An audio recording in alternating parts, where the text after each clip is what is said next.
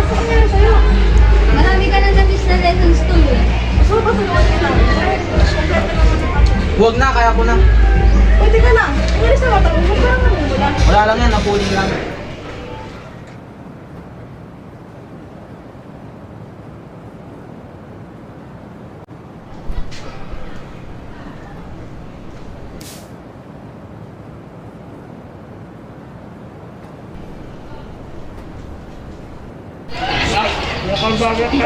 Palamig, di ba? At kabal, bro. Ayan.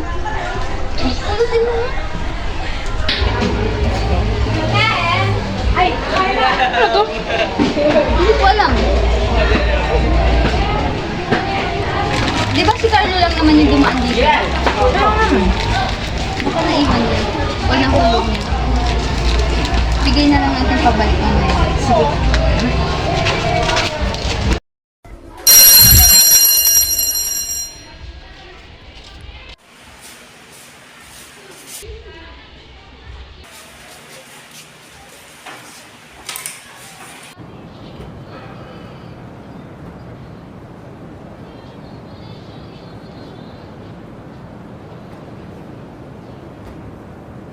Good afternoon class. So ang topic natin ngayon ay all about drug scenario in the Philippines. Ay, nga pala, may kumakalat na balita na isang grade 10 student daw ay gumagamit ng illegal na droga, ngunit hindi siya nag-iisa.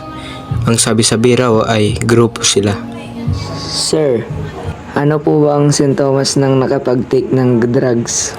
Ayun, good question. Isa sa mga pangunahing sintomas ay ang pamumula ng mata.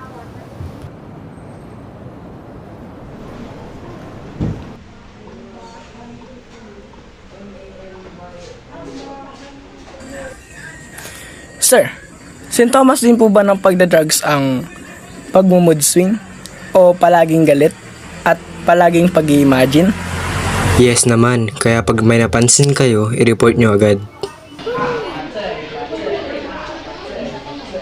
Sir, ano po ba ang mga ways at tips para maiwasan ang pag-drugs? Okay, number 1. Here are the tips to avoid drugs, to live a life that's free from harm. Number 1. Love yourself.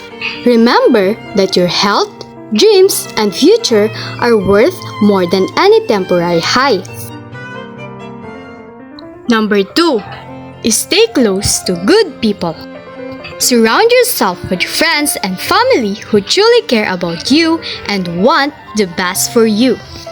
Number 3. Find your passion. Focus on things you love, whether it's music, sports, or art. Number 4. Learn to say no.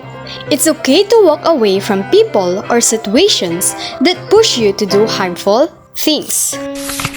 Every day is a new opportunity to shape your future. By saying no to drugs, you're saying yes to a life full of possibilities, growth, and happiness. Tandaan, huwag kang magpaakit sa dulot ng droga. Buhay mo'y sisira, pangarap ay kawawa. Piliin ang landas ng wasto at tama. Pag-asa'y nasa'yo, huwag mong hayaang mawala. Okay, goodbye, class. Sige na.